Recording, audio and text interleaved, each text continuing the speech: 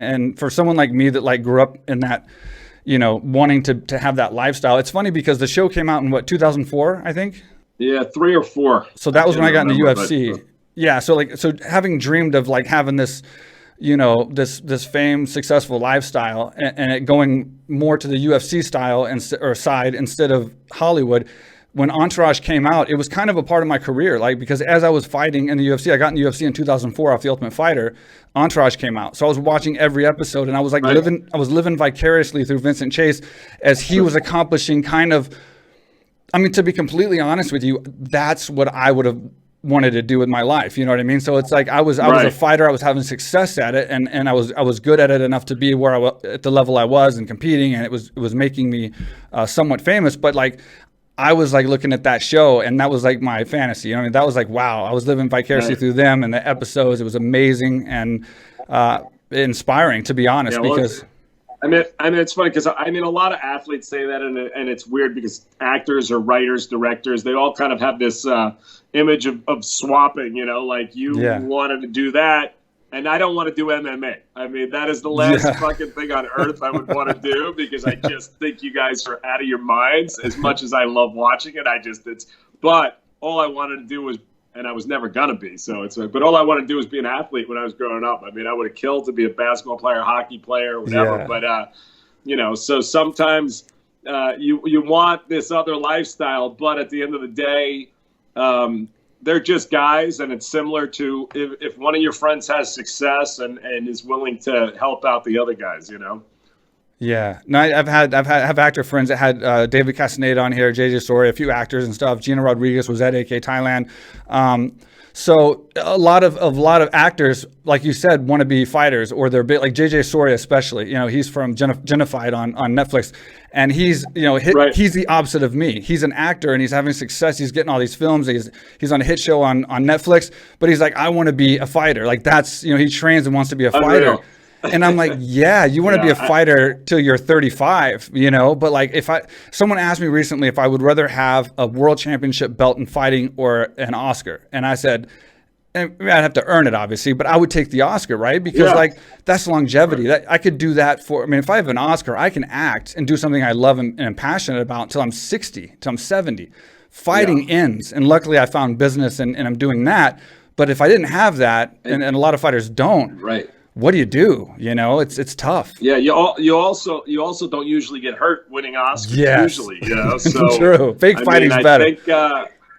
I find it fascinating what you guys do, and even boxing is crazy enough, but you guys are fucking nuts. I can't believe some of the stuff I watch, but I think that we're all given a skill.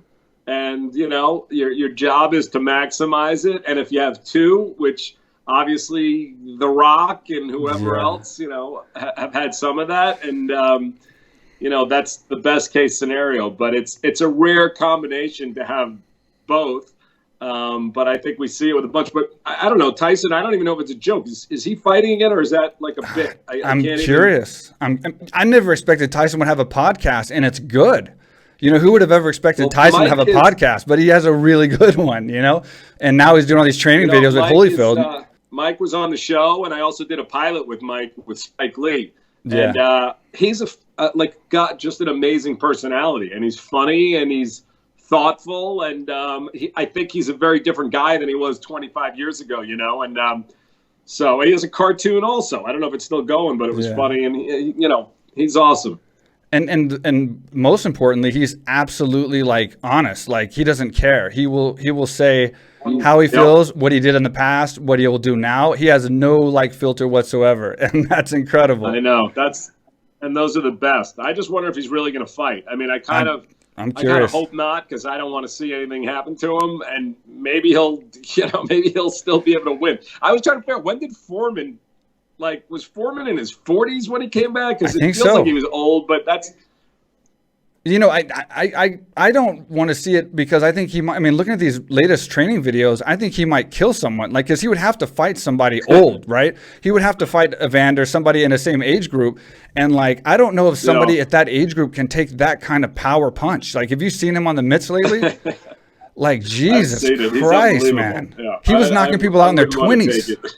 Imagine a 60-year-old, I mean, not 60, but I mean like a 40, 50, you know what I mean? Like, they take a hit like that, they could die. Like, it could be. Well, it's so funny, though, that Mike is like, hasn't fought in 10 years at least, 15 maybe? Oh, yeah. I don't even know. But I'm working on a script right now with Thierry Henry, inspired in the international football world. But I just wrote a line.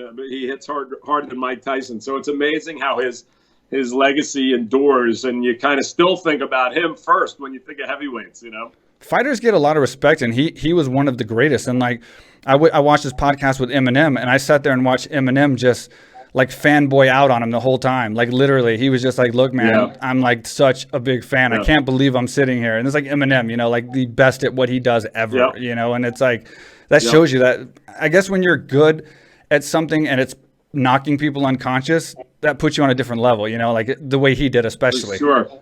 It's a different kind of respect. Everything about it. Again, it's like I said, personality combination with the talent. You know, he had both. And you know, I remember I was working in New York City. I think a freshman in college, and I had to run back to Long Island to go to class, and then run back into the city to watch Tyson Spinks on closed circuit at, I think, the Friars Club or something. And like, I walked in. And everyone was like, he's down, which I thought was a joke. But I got there late after like a 2.5 hour back and forth to Long Island to see Tyson knock out Spinks in like whatever it was, 35 seconds. Yeah, it was crazy. So it was incredible.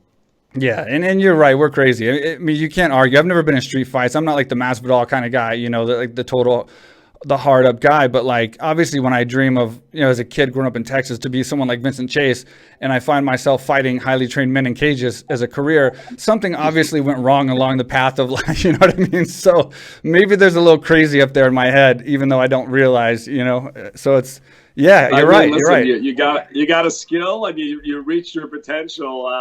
But yeah, I don't, it's hard for me to even comprehend that life. And I grew up with a lot of tough kids who were crazy fighters, and I was never really like a fighter. I had the friends that would, if anyone came after me, they'd jump in and kick the shit out of people. But it's incomprehensible what you guys are doing with no glove. It's nuts. I don't know, but that's you crazy. Look good though. So your face is lasted, which is key. You know, good teeth still. It's just all good. You know? My goal was to never look like a fighter. I just wanted to be one. So I was always trying like not to get hit, like drain my ears if they puffed out. Like I knew I never fought to end my life fighting. I wanted to fight to do it and then get into something else. And it turned out to be business, and that was a great decision, obviously. But I still want to venture into film in some facet, some way. It's a huge fascination of mine.